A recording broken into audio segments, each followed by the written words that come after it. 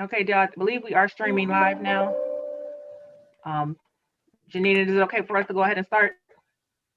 Yes, the meeting is live now. Thank you.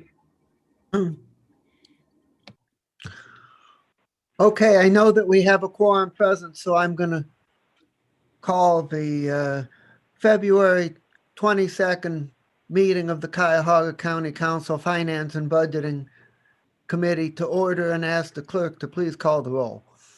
Calling the roll, Mr. Miller, Here. Mr. Tuma, Here. Mr. Jones. Mr. Jones is absent at the moment. Mr. Gallagher, Here. Mr. Strawn, Here. Ms. Brown, Here. Ms. Baker. Here. Yeah. Thank you very much. And the next item on the agenda is public comment. Has any public comment been sent? Yes, we did receive public comment from Mr. William Tarter Jr., and I did email that to everyone for them to review. Okay, the public comment is very short in the form of a question, so I'm going to ask the clerk if you would please read the public comment. Good afternoon. Good afternoon, Chairman Miller. My question is being submitted as a private citizen and not a representative as my employer. I do not know if today's discussion with Mr. France on funding for major capital projects includes capital maintenance funding for the sports facilities. But my question for Mr. France is, with the impact of the pandemic on hotel bed tax and that's excise tax receipts, what, if any, fiscal impact does that have on the repayment of the bonds that were issued to fulfill the capital maintenance obligations on those facilities? Okay, thank you very much. And the next item on the agenda is the approval of the minutes from the last meeting. Is there a motion relative to those minutes? So moved, Brown. Second. It's been moved by Brown. I didn't hear who made the second. Nan Baker. Thank you, Ms. Baker. And so it's been moved and seconded. Is there any further discussion? Hearing none. All those in favor of approving the minutes from the last meeting, please say aye. Aye. Aye. Any opposed, say nay. Ayes have it, and the minutes from the last meeting are approved. And we now come to legislative matters that have been referred to the committee. That's item number 5 on the agenda. We have one item. It's resolution 2021-0042. And I would ask the clerk to please read the title. Resolution number 2021-0042, approving a revised guardian ad litem fee schedule. Okay, thank you very much. That item is before us. And Cuyahoga County Court of Common Pleas, Juvenile Division. okay, thank you. That item is before us, and I'm going to call upon Jim Boyle from our council staff to introduce the legislation and tell us a little bit about the history and if we need more detailed answers, we have additional administration staff available. Thank you, Chairman Miller, members of council. On this call, there are representatives from the Cuyahoga County Juvenile Court Administration, specifically Tim Luby, Sarah Sidgick, and Tess Neff, the leadership of the Juvenile Court Administrative team. And again, I'd like to thank Judge O'Malley for his collaboration and cooperation throughout what has been a fairly lengthy process in terms of time. And I know that we have a busy agenda, Chairman Miller, so I will try to move forward.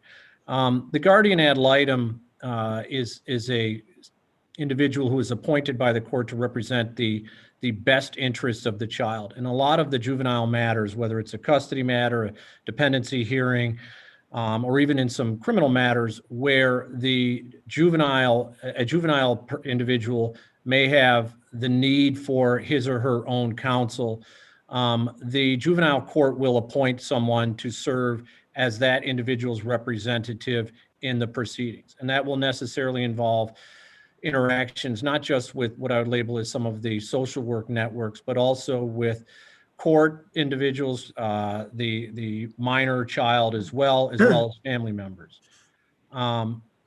So with that in mind, there has been a need over time for juvenile court to adjust the fee schedules that they have.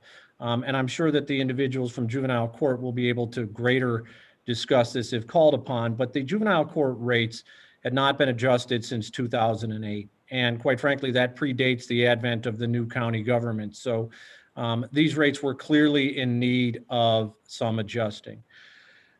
There had been conversations among council members as well as among some practitioners that the issue with the guardian ad litems had become fairly severe in terms of the need to adjust these rates. With that as a backdrop, the county council in the last budget cycle and the biennium specifically included dollar amounts, adding $800,000 into the annual or into the budget to up the fees for the guardian ad litems. Specifically, it would raise the hourly rate both in and out of court, as well as the maximum rate allowable per case. This was was spawned by a couple of factors. One is that there was a clear drop in the number of individuals willing to serve as guardian ad litems. And Ms. Neff was kind enough to provide some documentation or details. In 2016, there were 130 individuals that were certified to serve as guardian ad litems. By 2020, that number had dropped to 93. And I don't believe that the need for the guardian ad litems were decreasing, but the number of individuals willing to serve in that capacity had dropped and dropped significantly. It is, of course, important to note that the juvenile court also, they have a fairly rigorous and robust screening process for individuals to serve. They have to go through background screening. You have to be licensed, and in Cuyahoga County, our guardian ad litems need to be attorneys. So there is a screening process.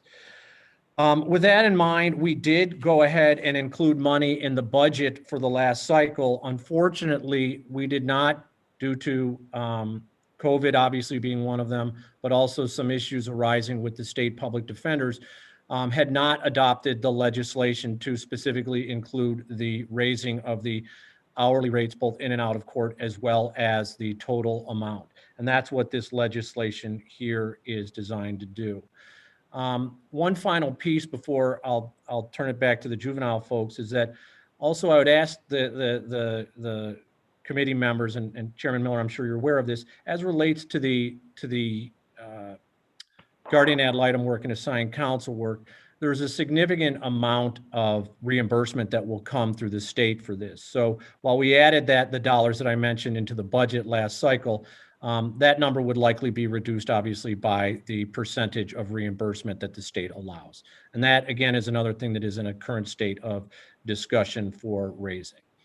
So that's a little bit of the background of it. And I think I speak for the juvenile court when I say this, that they're pleased that we're moving forward, at least in raising some of these rates. I think down the line, there will need to be a discussion about the overall juvenile rates, not just the guardian ad litems, but the assigned counsel. And that's something presumably that will be coming down the line in the future. So thank you very much for that presentation. And I'd like to just add a couple of things that the council's action in initially approving the fee adjustment took place when the budget was approved in December of 2019, as opposed to the most recent budget update. So this is something that's been hanging out there for a little while. And the other thing is that the council took a moderate approach in what we decided upon regarding the fee increase. There have been recommendations to go as high as $75 per hour on the rate. And and $1,500 on the case maximum.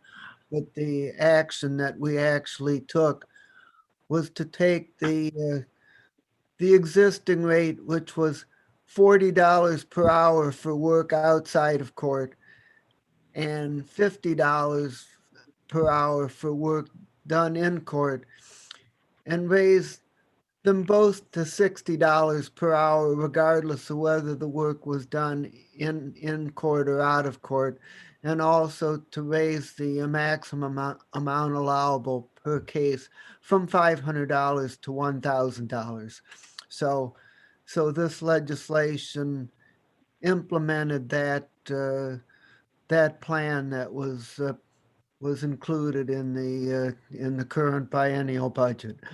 So with that I'm going to ask if any of the juvenile court representatives have anything that they would like to add. Thank you, Councilman Miller. This is Tess. I do not, but however, Tim or Sarah may, because they were really in the weeds of working to get the details together on this. So I'll defer to them if they have anything. Thank you. Nothing to add, just if I'm prepared to answer any questions that council may have. And Okay. the same for me.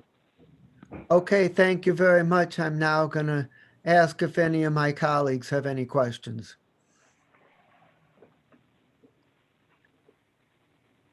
Okay, hearing none.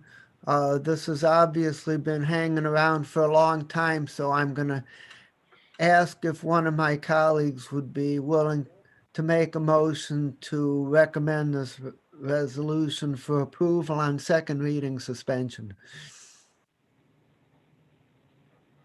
So moved. Well, second, Brown. Okay, who was first on this? It broke up. Gallagher. Okay, great. So it's been moved by Councilman Gallagher and seconded by Councilwoman Brown to move Resolution 2021-0042 to the full council with recommendation to leadership to place it on the agenda for approval on second reading suspension. Is there any further discussion?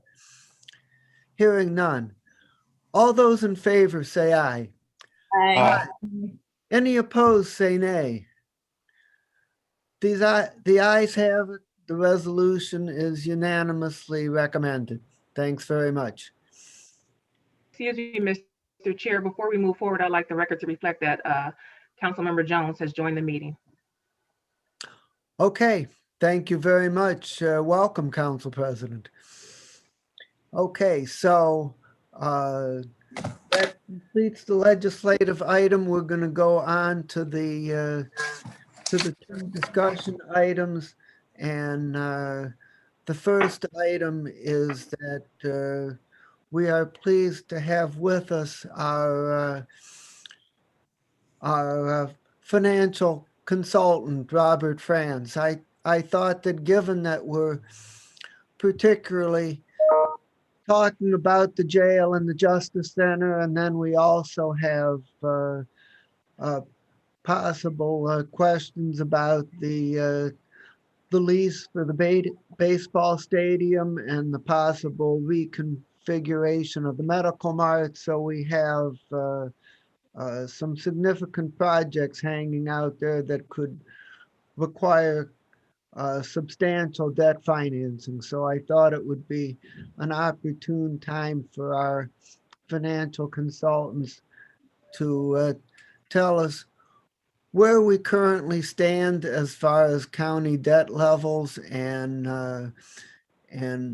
what our current repayment status is and what our capacity and options would be for financing projects in the next few years. So with that, I'm going to turn it over to Mr. Franz for the presentation. Thank you, Councilman. I think, can you see the presentation there? Yes, I can. Okay. And as questions come up, please don't hesitate to interrupt, ask, even if you're interested in something else I don't hit on, please just let me know and we'll do the best we can. But in thinking about county debt, bonding capacity, a big high level question that comes up here is the ability to fund or the ability to issue bonds for projects and the ability to pay those bonds back. If we borrow money, we still have to pay it back. So, thinking about it very simply, back in 08, 09, leading up to the financial crisis, just because I could borrow money for a $5 million house doesn't mean I should have, which I didn't, by the way, or that I could afford it. So, what we're talking about here is we do have the ability to fund large capital projects or capital projects in general in a couple of different ways, and we'll talk about that. But really, the affordability question of how do we pay that back? And the county has structured a lot of issues in the past in a very prudent manner. Where we've utilized various security structures, various techniques, depending on the situation at the time, and also depending on the situation of what the project is and the repayment sources. So on this page, I just threw up a couple of the recent big projects that the county's done over the past decade: Rocket Mortgage Fieldhouse back in 2017. The Hilton Hotel back in 2014, and the Global Center and the Convention Center project back in 2010. Each carrying a county credit, a different county credit for each one, but all with very intricate and dynamic financing plans and financing models behind them for different repayment sources. So before we can really talk about what our capacity is, let's just quickly talk about what our current situation is with the amount of debt that the county has. They have about $1,080,000,000 of principal outstanding. And that's a lot, there's no question. So, even though we've taken prudent steps in structuring all of these financing plans and all these different projects throughout the years, they've added up to a little over $1 billion. The bar chart down there with all the different colors really illustrates how much money the county is obligated to pay every year. A little over 100 million. Really through 2027. And that's a key date because that is when that 0.25% sales tax sunsets. So from now through 2027, about $519 million of the county's outstanding principal will be retired. So it's roughly half, give or take. So that's a very specific date there.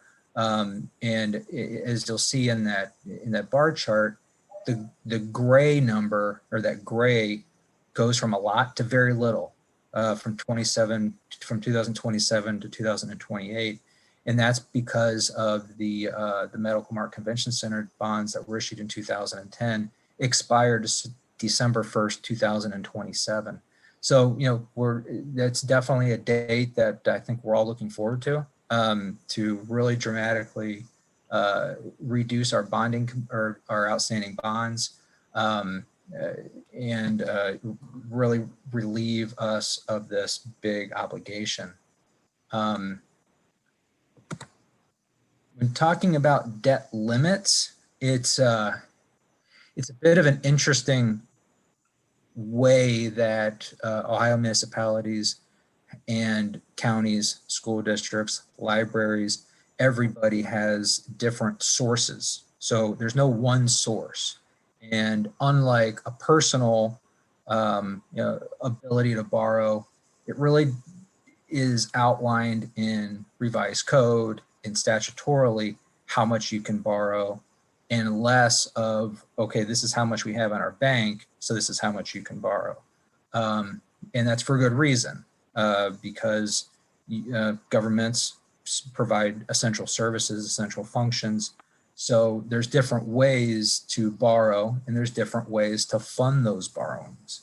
What I put down here are the three most common ways that the county has borrowed in the past, and three very common ways that counties in Ohio borrow for projects.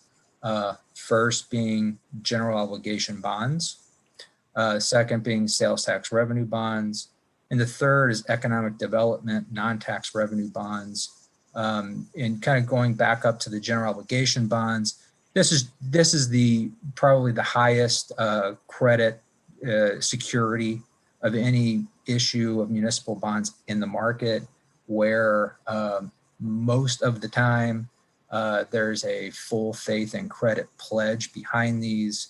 So even though in our case we are limited in certain instances, we still pledge to bondholders the full faith and credit of the county. So that does mean a lot to investors. So they're willing to buy the bonds at a lower interest rate. I would say, depending on the day, the market, a lot of things in play, but sales tax revenue bonds are also very strongly secured, and very, very strong repayment source with the county sales tax. Now, unlike the general obligation bonds, the sales tax revenue bonds, and the economic development non-tax revenue bonds, you've essentially, and this is very common, you've essentially self-imposed your ability to borrow.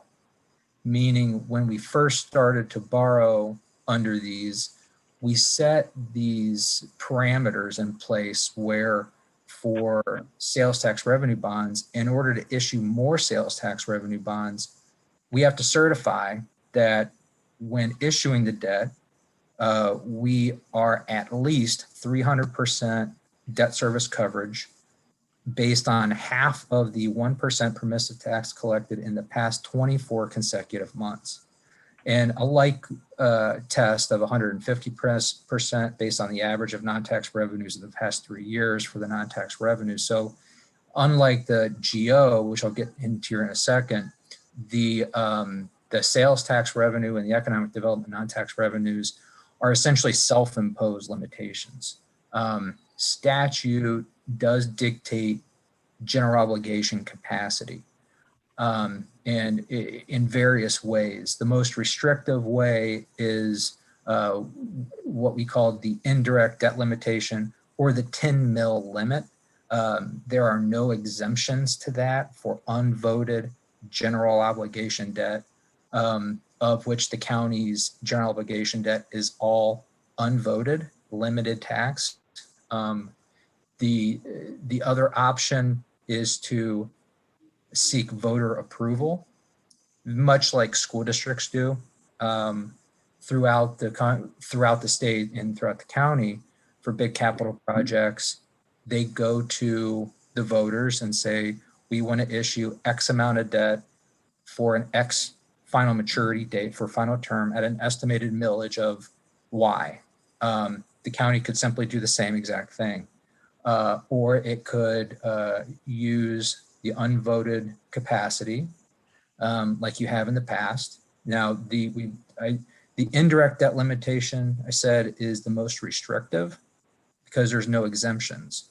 The direct debt limitation has all sorts of different exemptions that exempt it from that debt limitation. A very easy one is if you issue GO bonds, general obligation bonds, for justice or juvenile justice, or related projects, that's exempt from the direct debt limitation. That's why I'm not really going to dig too much into that in the following page, because we can exempt a lot of things from that debt limitation, but we cannot exempt any unvoted GO bonds from the indirect debt limitation. So we'll dive into that here in a second. So these are our basic limitation principles. So if we look at the GO bonds, sales tax and economic development, our current levels, so we called it the indirect debt or the indirect 10 mil limitation because it's really an overlapping debt limitation for all entities in the county.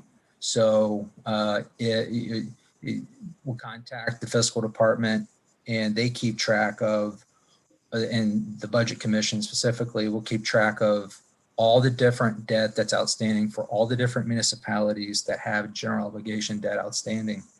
So the highest overlappers are counted against the county's limitation.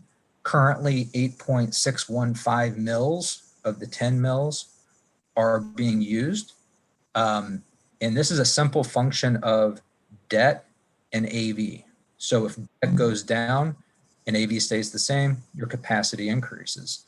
If debt stays the same and AV goes down, like what happened after the financial crisis, really in 2013, following the reevaluation, your indirect debt limitation, it's just a simple math equation. It goes up. So, Mr. Trans, yes, AV is total assessed value, is that correct? that is correct. Okay. Sorry about that. Yeah, I should have explained that. I apologize. So currently 10 minus the 8.615 is the 1.385 mils remain outstanding. And that equates to about $42 million annually of capacity. Taking that out 20 years, level debt service 4%, just simple terms to make a point, we have about $580 million of capacity under the general obligation unvoted debt limitation. For the sales tax revenue bonds, like I said before, it's a 300% test of half of the 1%. And that gets us, right now, we're about 891%. So I mean, a very strong debt service coverage ratio by all measures. If we were to bring that coverage down all the way to 300, again, 20-year level debt service bonds at 4%, you can get about $950 million out of that. And economic development, non-tax revenue bonds, it's same general theory here. Debt service coverage of 343%, still very strong. Bringing that down to 150%, it's about 800 million, again, 20 years at 4%. And like I said in the beginning, these different securities, these different ways to issue bonds, different securities that investors will hold, you do it for different reasons. Economic development revenue bonds are done for different reasons, for job creation and different issues. And sales tax revenue bonds and GO bonds can kind of interplay with each other a little bit. And at the bottom there, I put down certificates of participation, like what we did with the hotel, lease revenue bonds, and other kind of funky structures. There's really no express debt limitation. And they're very project specific, very nuanced, and it's really based on an ability to pay, as opposed to adhering to kind of a statute or a self-imposed limitation. So we really do have ability to fund capital projects, but that doesn't necessarily mean we have the affordability. And we still have the same obligations we would have before with the same resources. So the question would then be, how does each project line up? What's the characteristics of each project? What are the revenue sources to pay for the projects, to fund debt service? What's the best way to leverage those resources? How do we balance the increased debt burden on the county with kind of the long-term viability of the project, bond rating impact, operational impact? it really is a very holistic analysis and a holistic approach on a project by project basis. And that's kind of all I had, but I wanted to really open it up for questions and, kind of see if there are questions or how we can address. So, Mr. Franz, could you state again the different things you would consider on the project by project analysis and say a little bit more about each one of them? Sure, absolutely. So the first thing we would do is, if a project came up, I would ask very simple questions. Who owns the end result? Who owns the project? Do we have statutory authority to borrow against revenue streams of the county for that project based on the ownership structure?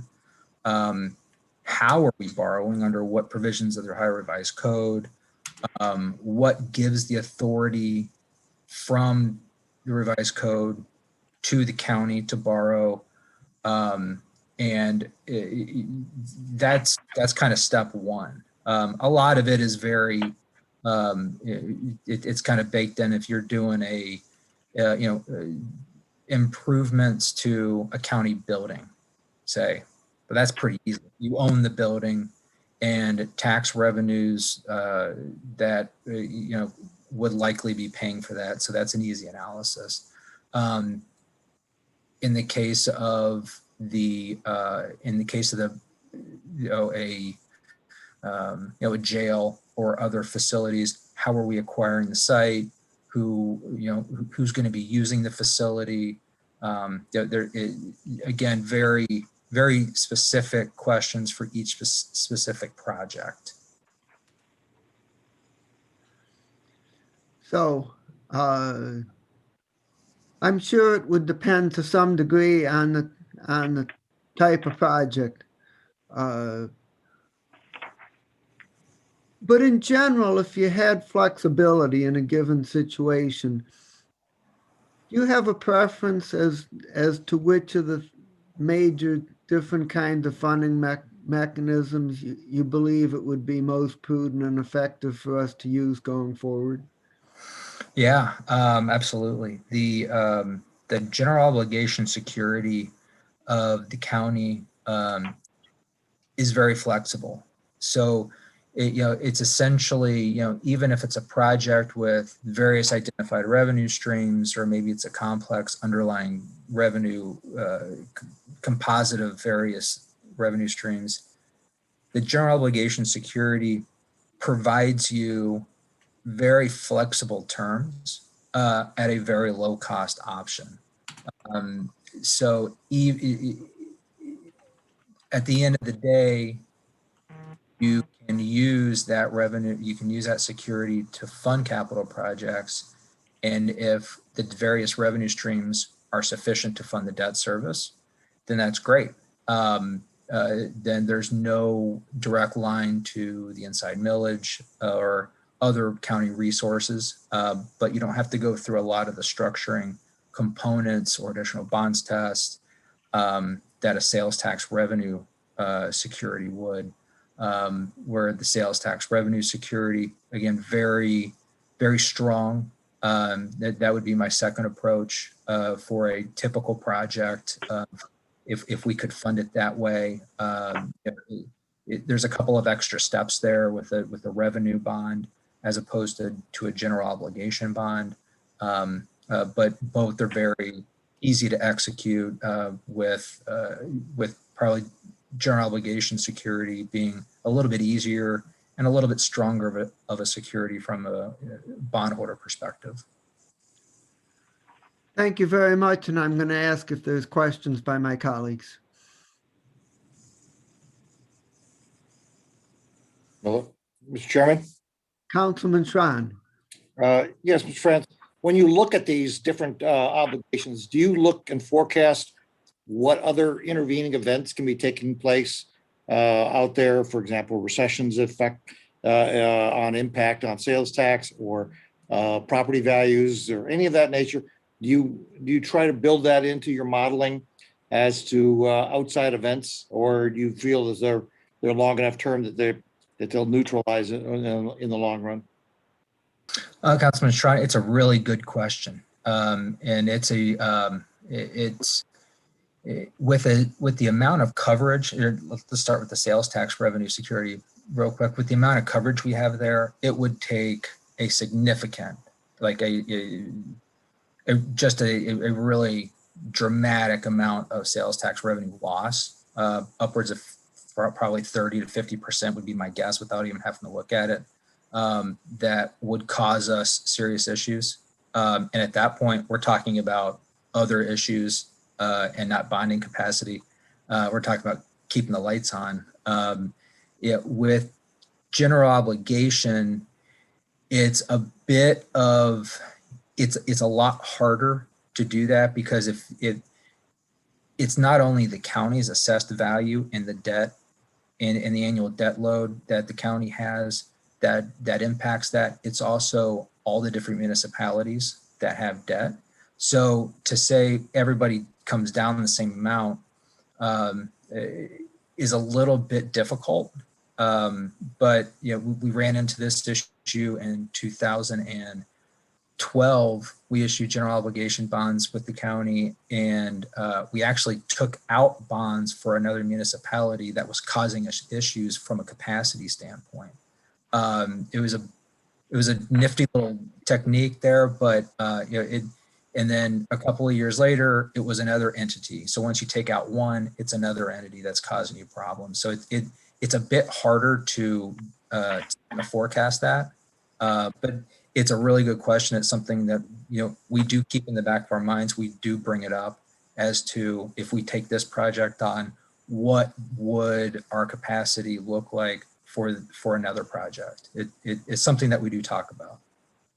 And following on that, if something were to be used for a sports team and you didn't have the long-term guarantee that sports team was going to stay here out there, and what defines long-term, I guess, is another question. How does that factor into trying to place those, if that's the underlying purpose for it? Well, again, a really good question. It comes down, in my mind, it comes down to the expected repayment source. And if I'm a bondholder and Cuyahoga County issues bonds for a sports facility, what's the security that I'm getting for that project? If I'm lending the county money as a bondholder, is the ability of repayment tied to the existence of a team being in that facility, or is it not? For example, the 2019 bonds, when we issued, that does have some improvements for the Indians and some for the Cavaliers. But the expected repayment source are the excise taxes on what we call the sin taxes, with the backup pledge of the general obligation, so the full faith and credit of the county on those. So as a bondholder, I look at that saying, well, even if the teams leave, I'm still going to get paid. I don't believe that the county would not pay us if the team left on that. Okay, thanks. So, Mr. Franz,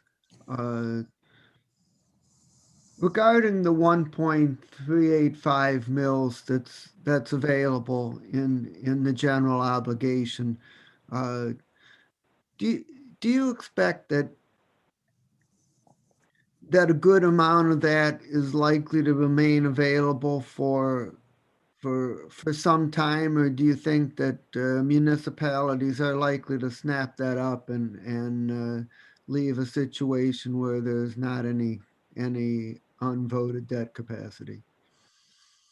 Again, a good question. It's really hard to determine, but if history is any predictor of where we may be at this point, which I know is probably a foolish statement to make, but as long as we don't experience significant reductions in tax values after, like we did in, following the 2009 and 10 or 08, 09, impacting really the reevaluation process in 2012, affecting collection year 13.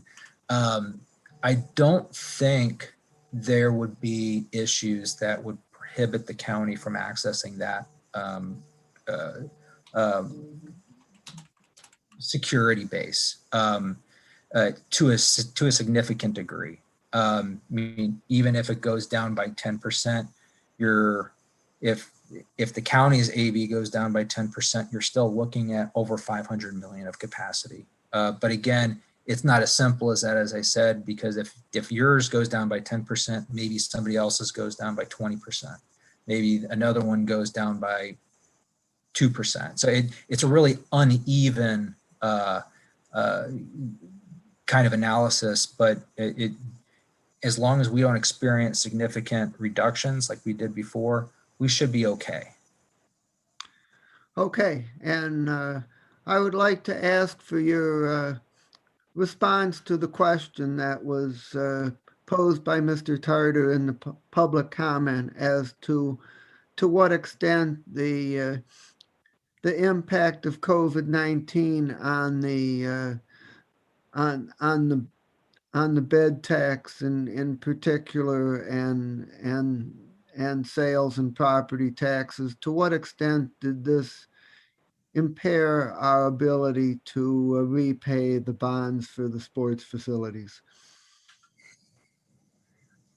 Well, I think the hit on admissions taxes is pretty clear. I don't think there were any admissions taxes. And bed taxes clearly were hit as well. Thinking quickly, there's a portion of bed tax and a lot of the different financings the county's undertaken from the, I think we've hashed out pretty in depth at this point, the hotel. So we don't need to get into that. But for the sports facilities,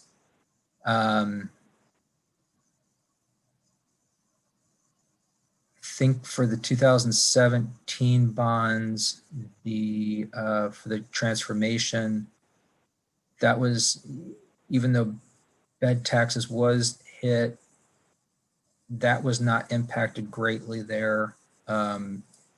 Admissions taxes, we were forecasting not much anyway. So the ability of the county to fund those bonds was not impacted. And trying to think, Walter, are you on? For the original Gateway bonds, the 92 bonds, and then the 2020 refunding bonds, do you have an indication of where those came in? I don't have an indication. I mean, overall bed taxes were down, we were collecting at about 40% was the last number that I had. Okay.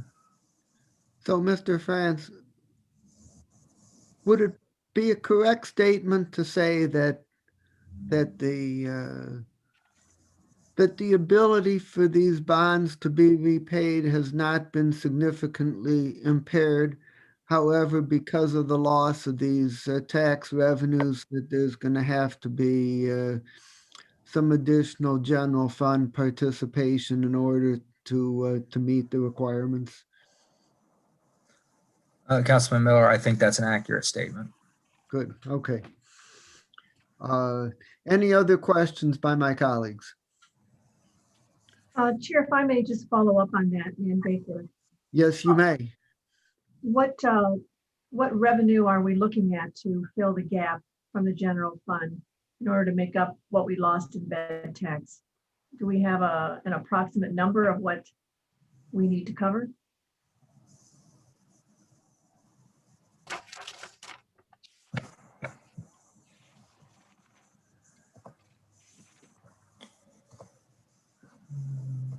Let's see.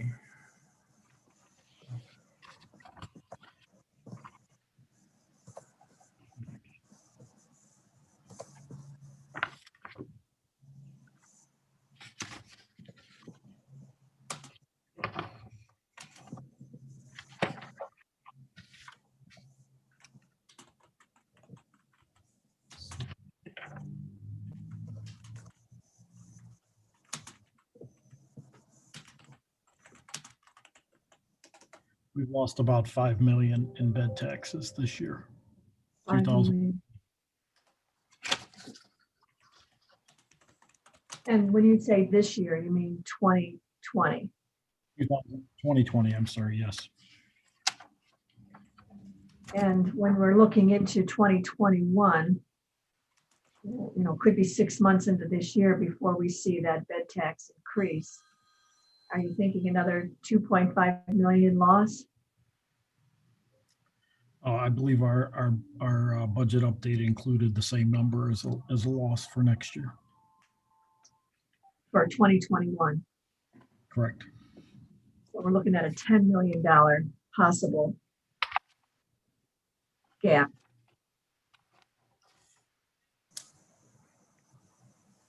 Wow. Yeah, so we've got 4.1 million as a loss for 2021 as well. That's in our projection. Plus 5, so 9.1 million. All right, well, that's pretty significant.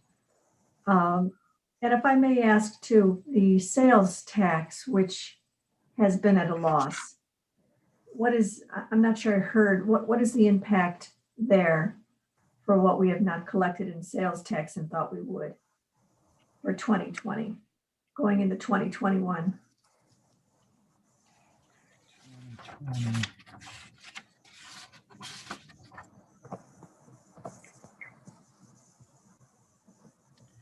Sales taxes are coming in about 7 million less for 2020. That was the final number. And then 2021, we're projected at 257 million. We reduced it by $22.8 million for the year over what was in the adopted budget. So 22, if I'm understanding you then, 22 million loss for the year 2020 and 2021? No, we've got about a $7 million loss for 2020. We have $22.8 million in reduced sales tax revenue in our budget update for 2021. Wow.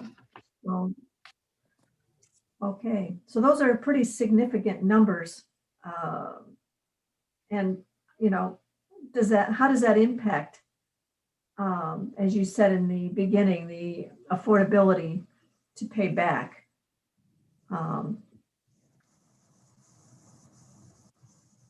General fund would have to make up that difference? I think it would depend on,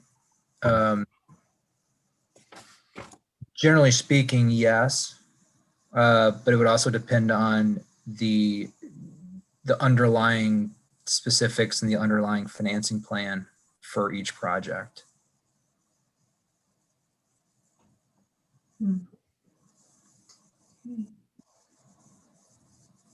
So I would just remind everybody that the council thinks that a projection of a $22.8 million reduction in sales tax revenue for 2021 is exceedingly conservative. We'll just put it that way. And that we think there's a very, very good chance that we're going to do substantially better than that. So we'll see what the year brings, but we're hopeful. And if I may, Walter, why is it that we had a $7 million loss in 2020, which was probably 10 months out of that year? And then we jumped to a 22 in 2021, when we probably think we may endure this for another 6 months out of the year. What was the rationale behind going from 7 to 22? It was basically an average of sales tax collected post pandemic. So starting in April through October, I believe, is when we were working up the budget update, and that was the average sales tax collections. We used that for our projection for 2021. The end of the year, sales taxes came in at a much better than expected rate, and they continue to do so in 21. So do you expect you're going to be changing that 22 number, Yes, given what you just said? yes. Okay. Are you at a place where you can give us maybe a more realistic number? I have now updated some charts just going back through December and then also for January. January sales taxes came in pretty strong. For the general fund portion was at 22.2 million, almost 22.3 million actually. I think that the number is significantly higher than what we projected for 2021 in the budget update. Okay. All right, so even if we had a 7 million loss in 2021 that matched the 2020, that would be 14 million plus the 10 in lost bed tax. It's still almost a $20 million difference. To me, that seems pretty significant, but just wanted to know where we were. All right, thank you. Any other questions from my colleagues? Okay, thank you very much, Mr. Franz. We appreciate your time, and we know that your time is very valuable. There's no reason that you have to stay for the rest of it. You're free to go, and we're going to move on. And thanks very much for your assistance. Thank you very much. I always appreciate the opportunity to talk to you guys. So thank you very much. Okay, and the second of our discussion items for this afternoon is an update from Mr. Jack Ryan, our IT director, on the current status of the Harris project, which is the new property tax system for the county that's being installed at this time. Yes, sir. Thank you, Mr. Chairman. Can you see my screen at this point? Yes, we can see your screen. Okay, I'll go ahead and get started. I'm joined on the call by Debbie Dastovich, who is responsible for the team that has on the county side that has the Harris program. Also joined by Bob Woods, an executive vice president from Harris, who's participating in today's call. And of course, we have Mike Chambers, and who's obviously responsible for the project as a project executive here at the county. So without further ado, we'll get started, and we're going to talk about the overall program status. We'll talk about the Harris tax project in particular, and then have a small update on the CAMA project, which is just in the very early stages of just getting going at this point. And then finally, we'll have some discussion of program finances. So, program status at this point, just to lead with the facts that are discussed in a lot of detail in the slide deck to follow. The go live for the Harris tax project is now estimated to be October 2022. And that's a significant shift in dates from what was previously briefed to council. And we understand that and plan to discuss that as we move through the slide deck that we have here. Harris, in conjunction with that, it's important to mention here that I mentioned that we have Mr. Woods on the phone with us from Harris, and Harris has agreed to provide the county with some financial relief, significant financial relief, to offset the county's cost related to these delays. The details of that are not something we plan to discuss in this forum, but would be happy to discuss with council in an executive session or separate discussion. But we do have a framework at least verbally agreed to in place at this point. So Jack. Yes, sir. Am I correct that the terms of the adjustment with Harris have not been finalized, that they're in concept but not not fully worked out, and that's why you're not ready to discuss it today. Is that correct? That's correct, sir. I think that we're very hopeful, and the discussions with Harris have been very positive, and they're partnering with, excuse me, partnering with us to work through the details, but we do have a framework verbally agreed to that we think is very positive in light of the situation and in light of the delays. Nobody's happy with delays, but the fact that we're partnering together and they're willing to step up and assist on the financial side is very positive. We've also, as part. Mr. Chairman? I'm sorry. Yes. Yes, Councilman I Chapman. understand you don't want to discuss the Harris financial package, and I can understand that. But how about some mechanical questions for the Harris? Are they eligible for asking those questions? We can certainly, Mr. Woods can certainly speak to their commitment. And if you'd like to have him do that now would be an appropriate time. Okay. How many other counties in Ohio, Mr. Woods, have the Harris project up and running with the new current version?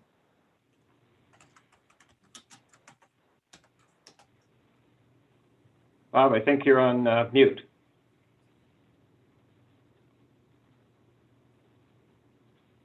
That would help. Thank you.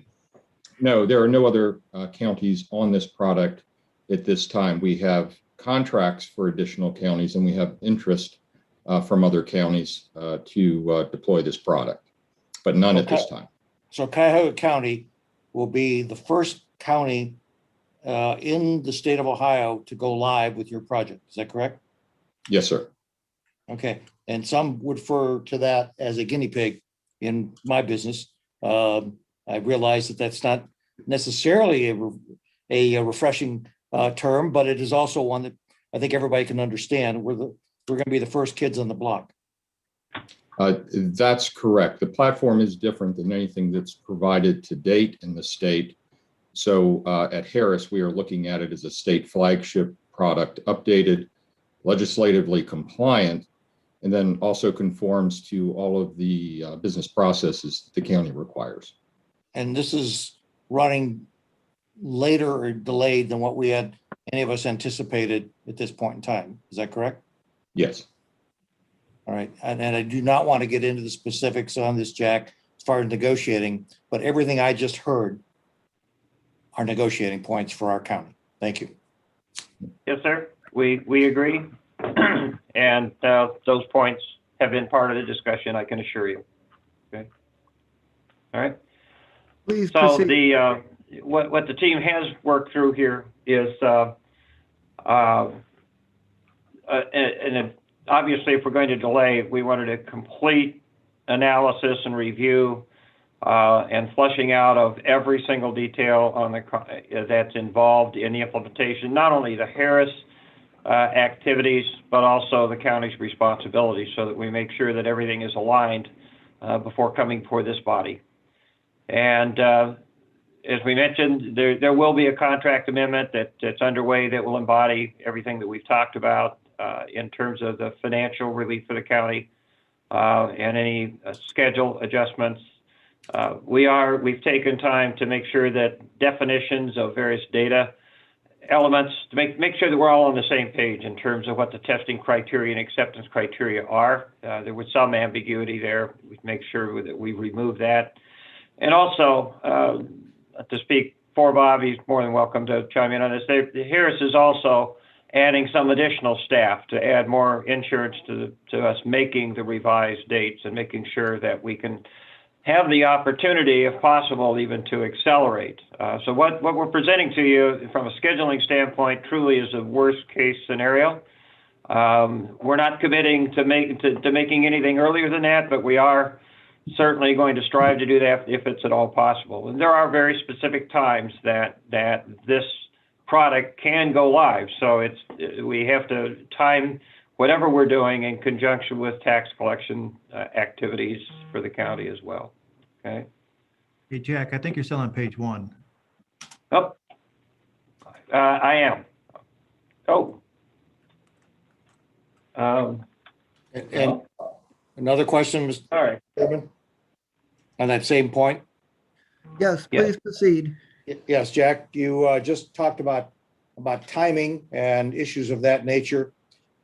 Just to refresh the rest of everybody else's memory, during this time, we have been supporting a secondary product that I believe Harris bought as an acquisition. And so it's caused us to, I think, spend some money to support two products, one in development and one in retention, I think. Is that correct, Jack? Yes. Thank you. Yep, that is correct. Can you all see, it should say slide 4 here, program summary. Is that what everybody's seeing at this point? No, it is not. We are still on page 2. I still see agenda. Okay, let me understand what's going on here. Give me just a moment.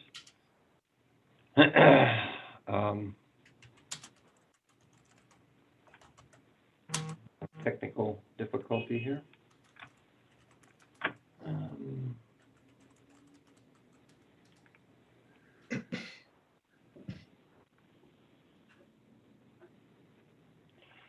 How about now? No improvement.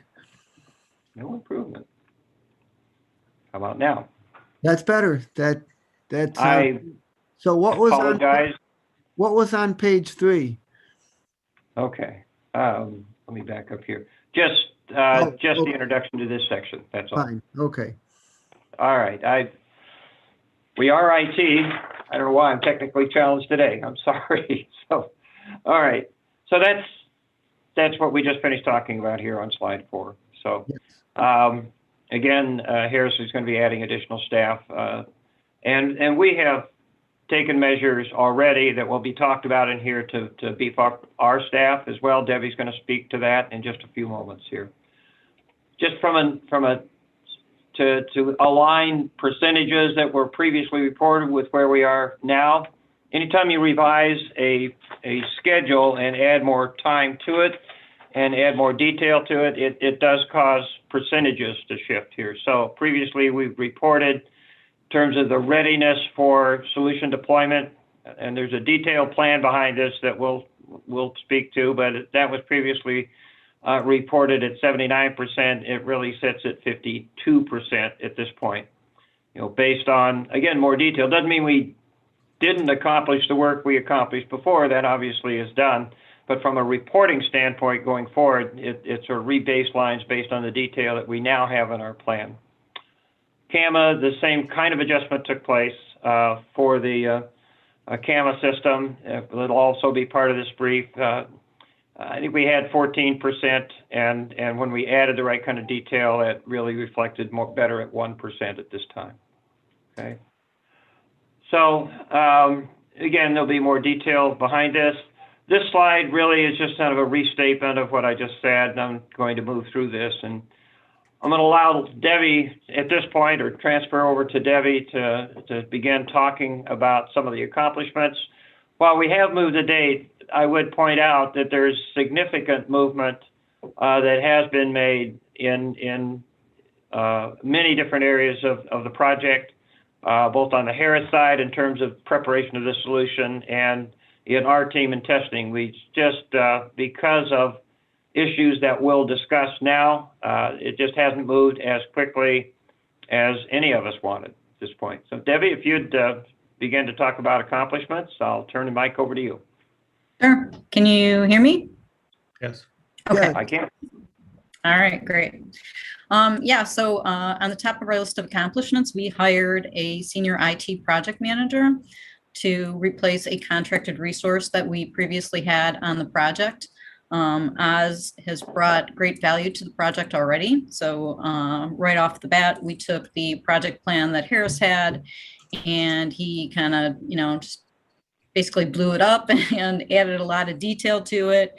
It had a lot of tasks that we're monitoring. And again, that is one of the major causes for the overall percentage to go down. So Oz has some great credentials behind his name, lots of certifications, and he's just doing a fantastic job. So we're very happy to have him join the team.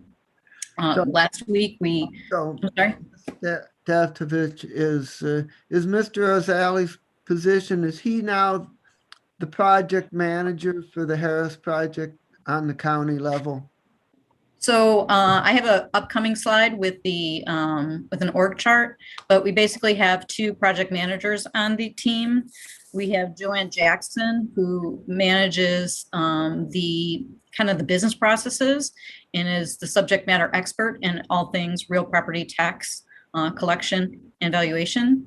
And Oz is the technical resource that is managing the project from a true PM perspective. So the two of them work closely together. And our plan is to, you know, eventually, if Oz is the right guy, to move him into a manager of the program moving forward. So maintaining the system long term, you know, we have a lot of great plans to kind of make it the, you know, best of breed and you know, develop a center of excellency. We're intending for him to move into that role at a future date.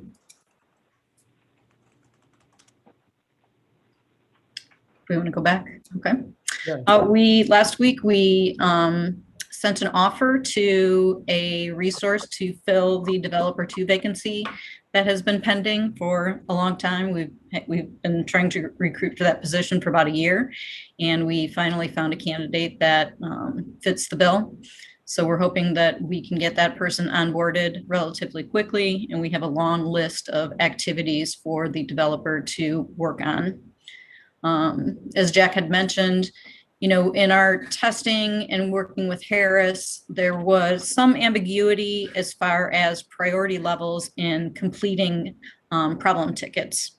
So there was, you know, room for interpretation on those. So really wanted to define specific instances and expand upon the priority levels so that, you know, both teams are aligned and we can move forward with the testing in a more efficient manner. Harris also has completed a data conversion refresh, which contains fixes to many of the conversion issues that we were seeing previously. So we're hoping to get that in our environment this week. Hopefully tomorrow we can get that moving. It is a big database file, so we're hoping that we can get that done, and then we can move forward with a lot of the tests that were blocked due to some of those conversion issues. Since the last reporting period, our county team has reviewed 363 test cases and passed over 200 of those. And Harris has resolved 161 support issues. So there's been plenty of work going on since the last reporting period. So on the developer 2, has the offer been decided upon, or are we still waiting? It has been made. We are working on some paperwork for that. So hopefully we'll be able to wrap that up this week. So offer has been accepted. Yes, it has. Okay, good. Okay. Yep. The screen just shows the general org chart here. We discussed the two different project management roles. We also have an analyst position that is vacant. We've got an eligibility list that expires next month. Once that list expires, we'll be reposting that, and we're hoping to fill that vacancy. And that individual will be focused strictly for now on the appraisal implementation, on the CAMA implementation. You know, post-production, it's the expectation that we will cross-train on all of these roles, but the 4 analysts that we have working on tax will remain on tax, and this individual will focus on CAMA. So on this org chart, would you be one level below Jack as a direct report? Yes, I direct report to Jack. Okay. Continue. Okay. Go ahead, Debbie. Okay, some of the program challenges that we've had, we talked a lot about the functional testing taking longer than anticipated. We're about 3 months behind on that. So we had originally anticipated that we would wrap up our functional testing at the end of this month. because we have been missing that updated data conversion, which contains a lot of the fixes to some of the scenarios that we will be testing. That's the biggest cause of the delay of the project. So it pushes us out to complete functional testing at the end of June. And user acceptance testing will start after that. Although, as we said in the previous presentation, we may begin UAT testing in some areas sooner. So in some subsequent slides, you'll see that some of the areas have a high percentage of pass rate. If we are able to turn that over to end users, we're going to do that when we can. We also, as we alluded in the last presentation, we filled 2 of those roles. We've developed that long-term staffing strategy. I already talked about the vacant analyst position. And again, we are expecting a refresh on the data conversion this week. And hopefully it will contain all of the fixes to many of the conversion issues that we had previously seen, and we'll be able to move forward into UAT. Okay.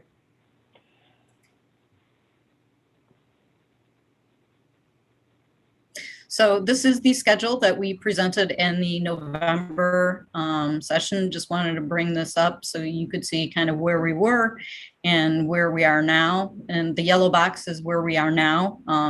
Again, we were hoping to wrap that up at the end of February. It's now delayed. We're looking at completing that in June now. And then the subsequent phases, will begin after that. Okay.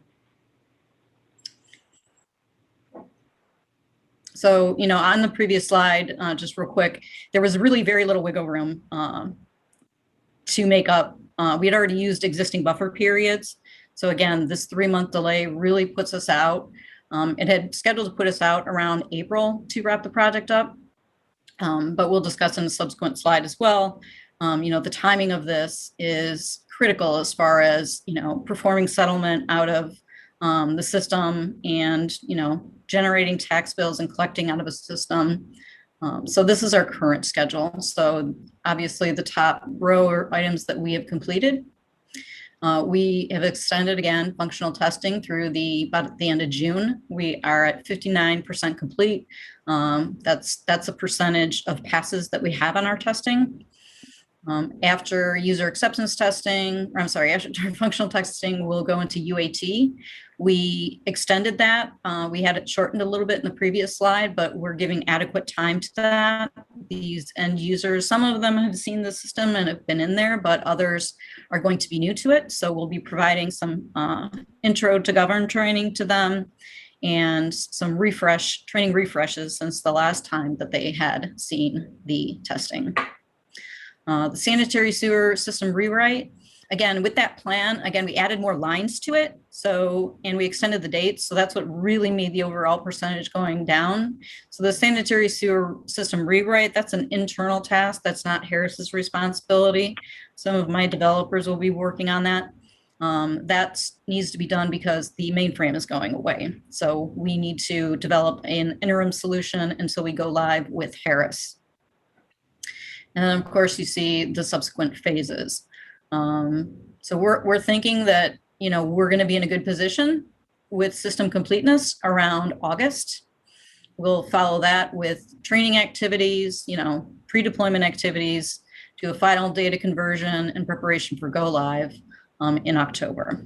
And again, as Jack had stated, if we can make up and go live quicker, we're definitely going to look at that. There's going to be a lot of thought and planning that has to go into that, but we're definitely going to make our best effort. What we're showing here is really worst case scenario as we see it.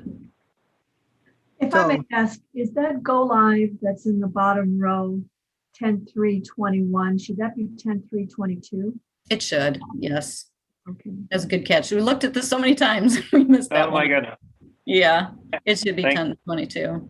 And October is the ideal date because we want to produce tax bills out of the new system and we want to collect out of the new system in January. So that's kind of where that October timeframe comes. So after we complete settlements in MVP, we'll be doing the data migration over to Harris. And again, doing the calculations in Harris and collecting out of Harris.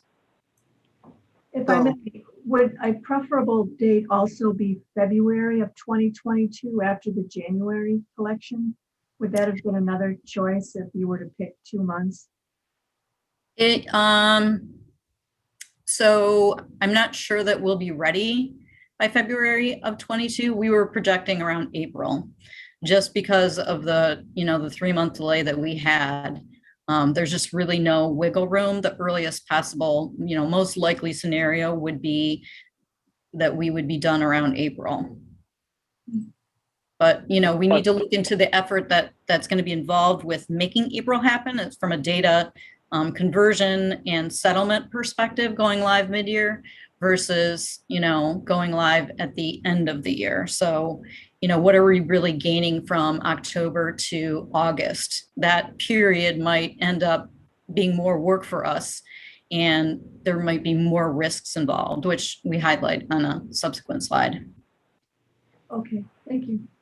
So basically what you're saying is that it's not worth doing an earlier start unless you can do it early enough to do the mid-year under the new system. We want to have 100% confidence level in the system. And if we were to go live in April, we'd have to put significant effort into that to make sure that, we don't have to do settlement out of 2 systems.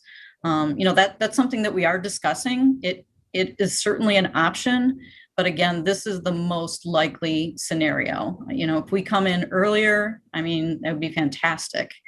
But this is really kind of worst case scenario. What we've always talked about was October being the most ideal month.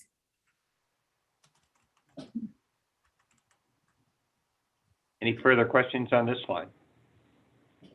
The only question I would have, and I understand your explanations of October being the optimal month, but it seems like the delay is not only October 2021, but we're going that's a year from what we thought it was going to be, and that was a delayed date. So I just question the amount of time that you're asking for right to complete this project. It just seems like an abundance amount of time in order for us to get our arms around a project that we were already invested in. Right. The only response I have to that is, as we are doing the functional testing, we are discovering issues with the data and tickets that or items that need to be fixed. So, we just don't want to shortcut any testing on this system. And we want to make sure that we're very thorough and accurate. So the current schedule also includes, some regression testing. So anytime you introduce a new version of software or, a refreshed database, you not only have to test, the new functionality, but you need to make sure that things that you previously tested aren't broken. So this really schedule gives us a lot of time to wrap that up. And again, it could be that, we get the refresh this week and we're able to really barrel through this testing. We don't know until we get there. But we definitely think that, another year of testing, through testing through June is going to get us there. Okay, thank you. And can you tell me what smoke testing is? Sure, yes. Smoke testing is Harris testing their own product before turning it over to us. So ensuring that they adequately do their regression testing. So, they completed their data conversion about a month ago, I would say, and they've been spending about a month testing it. So we definitely, instead of us doing testing and finding the errors, we want Harris to find the errors first and correct them, and then hand us a clean version. So that's really what smoke testing is. And again, we talked about the functional testing being delayed by the data conversion. Again, it's a ripple effect. We're delayed in functional testing, it delays other phases of the project.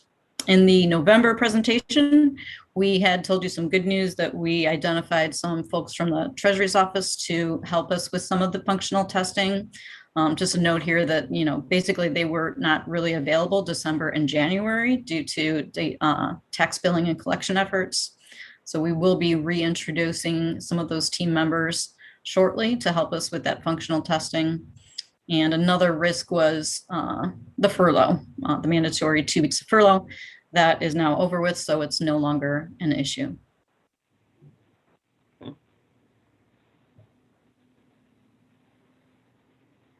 So some of the impacts of the schedule change, again, the go live date that we have in October is the ideal time. It's between major activities in the treasurer's office. There's not a whole lot going on in October.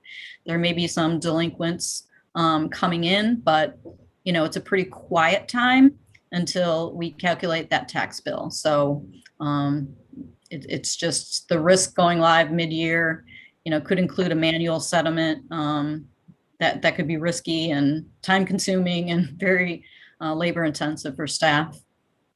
The additional schedule, the extension of the schedule, it allows for additional testing and training. So again, in the previous schedule, we were kind of making up for the lost time with some existing buffer periods. So previously we were shortening system integration testing and kind of cutting areas where we could. This gives us plenty of buffer room. It also allows, which this is kind of a big deal, is we, with the previous schedule, we had looked about what we needed to go live. And a lot of the items that we had in that plan, we marked as post go live activities because they really weren't needed until later in the year. So with this plan, going live in October, we are moving those items into the plan so that they will be completed prior to go live.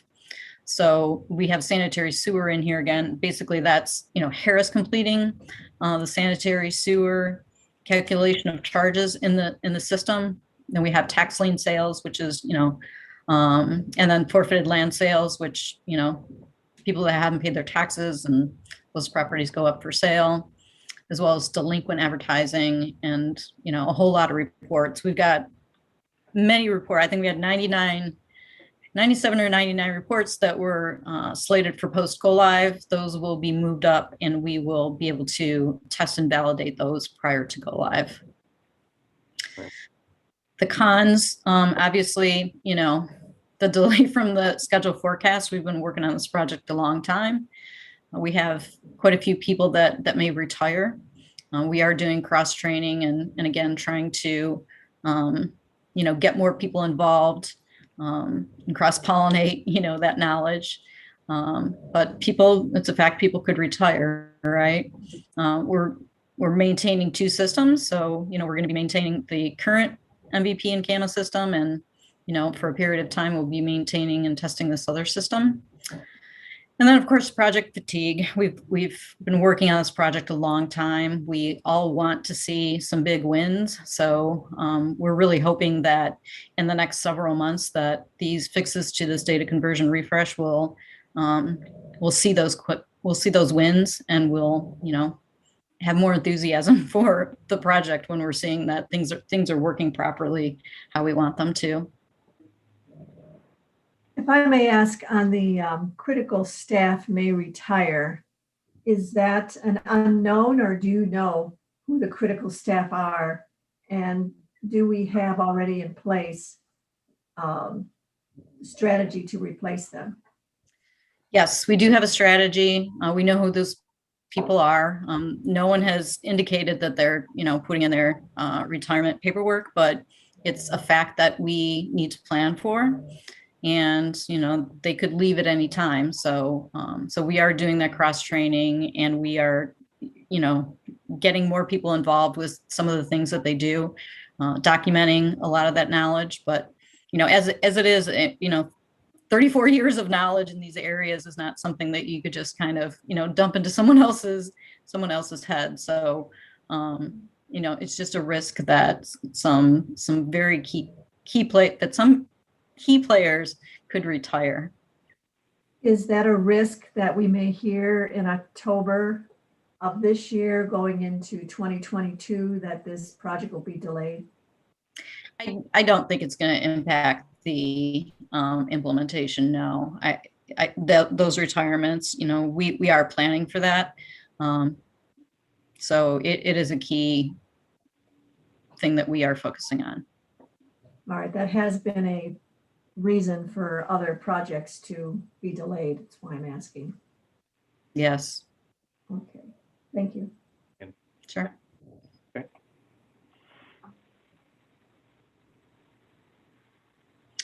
So this kind of shows, this is just a high level project schedule. Previously, again, we were managing the project management activities in a different software program called Rike.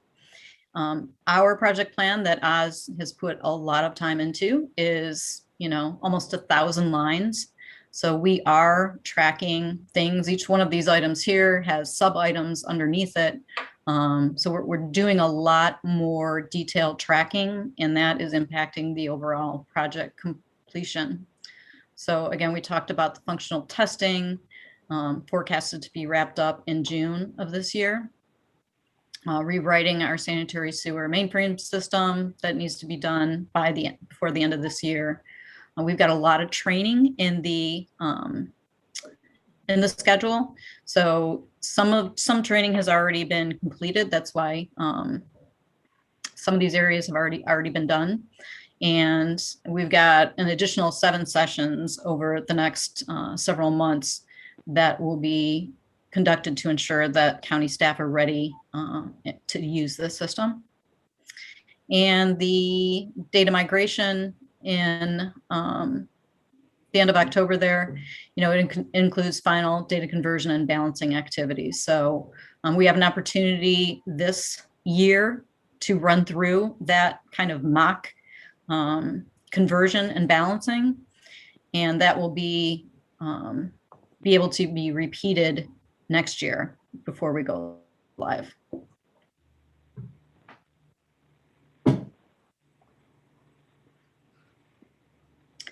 This slide you've seen before. This is just an update on where we are overall with all of our testing. So we're currently 59% passed.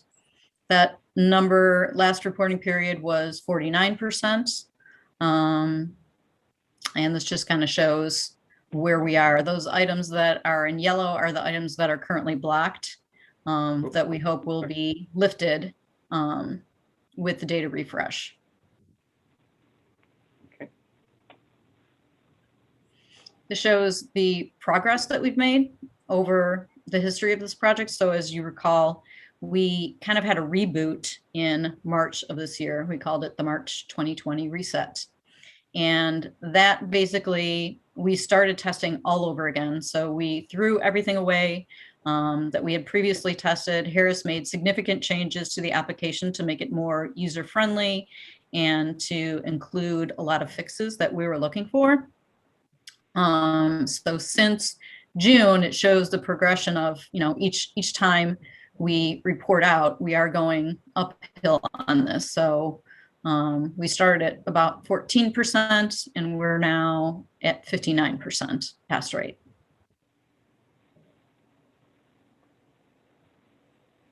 So before we launch into the CAMA project, any other questions related to the Harris Tax project that ends that segment? Can I see the last slide? Just to look Yes, at ma'am. those dates. All right, so July 1st, 2021, you're at 100%. I guess That's what we're Yeah. anticipating. for functional testing progress. Correct. Okay. So after July or in July, you're going to be past your testing of, and then between what, July and October of 2022? So we have various phases that are within the project. After functional testing, we have user acceptance testing. So the functional testing is our analysts testing the system, business rules that we had, defined. After user acceptance testing, we have system integration testing. So that's really testing all of the interfaces and back and forth with the various systems. And after system integration testing, we'll have a final data conversion and cutover. All right, so Right. this is kind of inside baseball, these different testing pieces. Right, this phase, it's just testing the system functionality. So, are the calculations performing correctly? Is the system doing what we want it to do? We don't want to turn it over to end users for end users to find bugs and errors. We want them to feel confident in the system, that they're testing it, that it's going to meet their needs. And we want them to feel a level of success with the system. So we want to make sure before we have any of our end users from fiscal and treasury touching the system that it is working. Hopefully with their testing, they may find just an item here or there. It shouldn't be a big surprise from, a whole new requirements discovery and changes to the system. It should just be validating that the system works as they want it to work. Okay. This is by far the most critical piece that we have to do, and this one can't be done without that data conversion. The two are linked together without going back to that previous chart. And so, as long as we can make significant progress here and maybe even accelerate this, this is really the critical path to success here to get this piece done. So. All right, so as of July 1st, 2021, we should hear that the functional testing progress that is the most important piece of this project is finished. And if not, then we have a significant issue of perhaps more delay. That would be the true statement, yes. Yes. So can we note that, that we, time between February and July, we get involved, that should be a critical benchmark that is noted in the Harris project, that this functional testing has been completed July 1st. Yes, that's definitely noted. I think there's a good chance that the next review of the Harris project might be in early July. Yes. All right, thank you for that. Okay.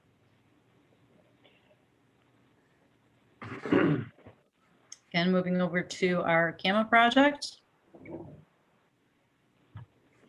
So this is where we're at with the CAMA project. We've had a project kickoff milestone. We do have the base installation set up. Our guys, the appraisers, have seen, had walkthroughs of that system. They like what they're seeing so far. We are wrapping up the solution design and discovery sessions. Next, Harris will be performing their technical design and application development of the system. While Harris is doing that, our county team will be writing out test case scenarios. So, putting together those test cases for how the business rules that apply to those scenarios. We've got our data conversion and development going on through the end of this year, and functional testing on that system beginning early next year with the completion around November of 2022.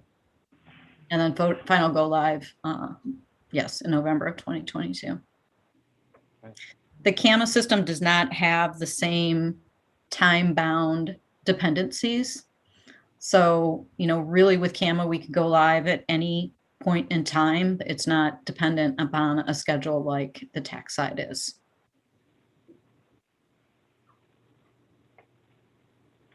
Okay.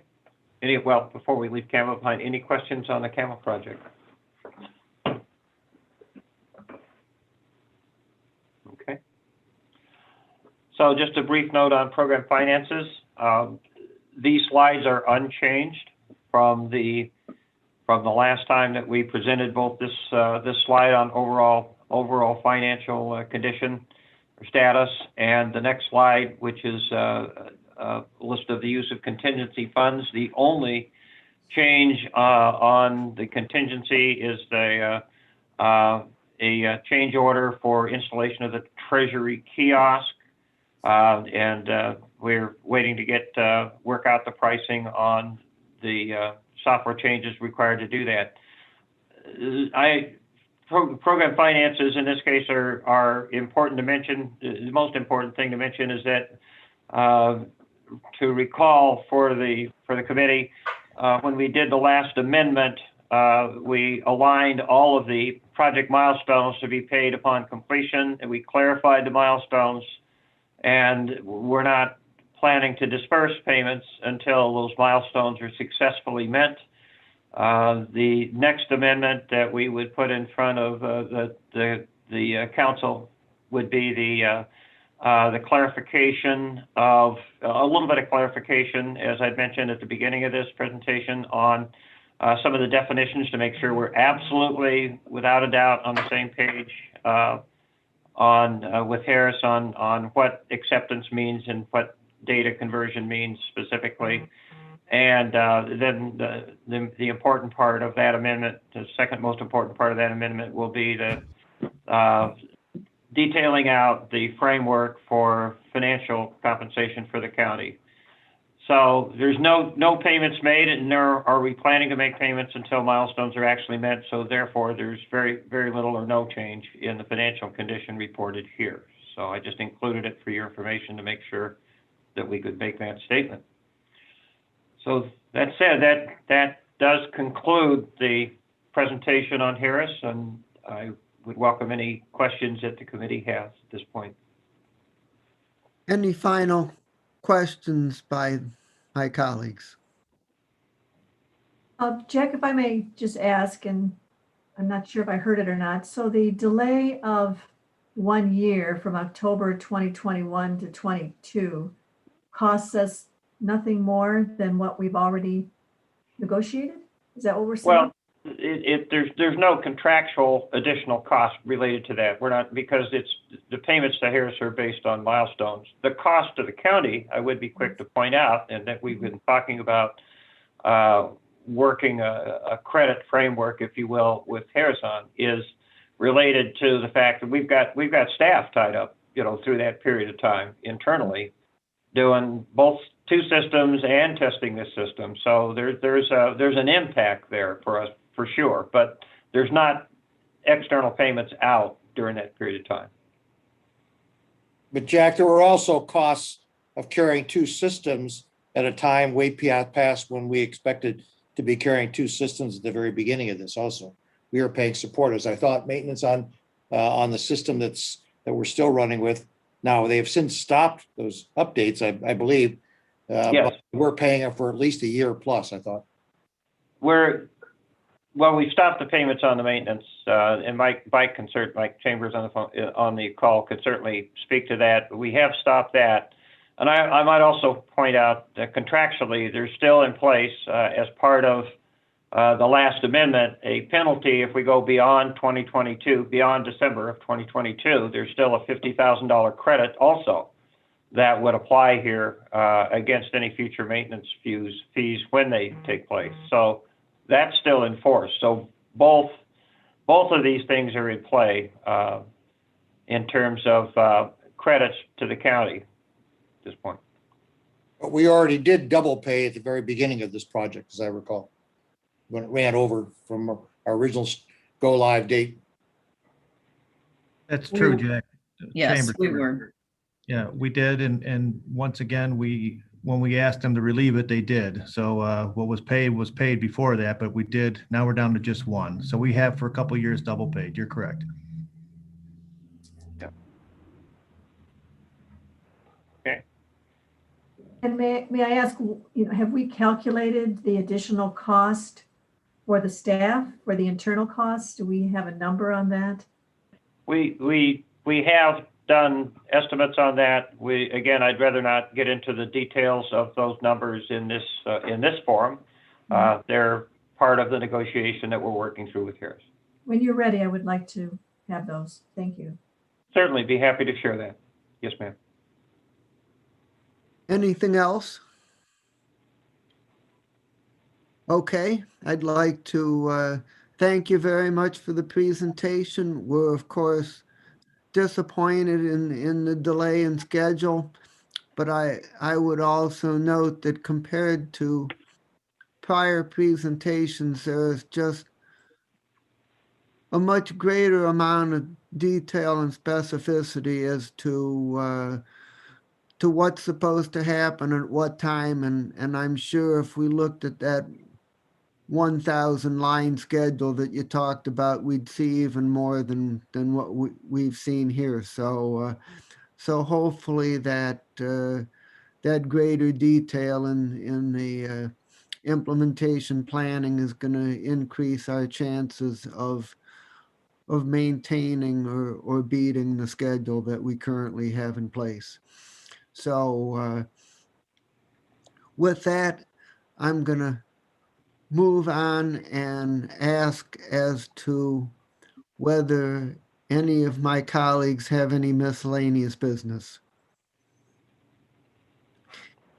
Hearing none, is there a motion to adjourn? So moved. Is there a second? Second. All those in favor say aye. Aye. Thanks very much, everybody, for your time and attention. Have a nice day, and I'll see you all at 3 o'clock for the confirmation hearing on the sheriff. See you then. Bye-bye. Thank you.